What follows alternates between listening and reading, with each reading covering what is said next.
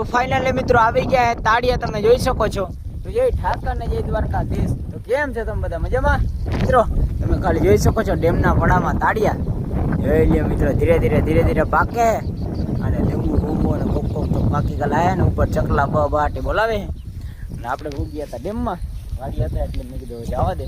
અને મિત્રો તમે ખાલી જોઈ શકો છો ચકલાઓના માળા કેવી રીતે બનાવવાની તમે ખાલી જુઓ. જોઈ લ્યો મિત્રો હે ને બાકી જોઈ લ્યો કેમ બાકી માણા ના બનાવી કે મિત્રો. જો આવી રીતે અહીંયા આવી રીતે રાખેલું હોય અહીંથી જવાનું ને અહીંથી નીકળી જવાનું મિત્રો. ચકલાના માળા બચ્ચા પડે ને એવી રીતે પવન એવો હોય ને એની વાત જવા દે એટલે પડી ગયેલા એક નથી મિત્રો. કેટલાય મહિનાની મહેનત બિસાડાવની એમને થઈ ગઈ છે તમે ખાલી જોઈ શકો છો.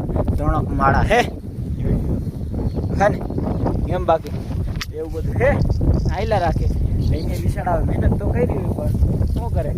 પણ તમે તાળિયા જોઈ શકો છો અને ઉપર તો એમ તો હજી 3-4 હે એક અહીંયા ને 2 જોઈ ચકલા રખડે છે.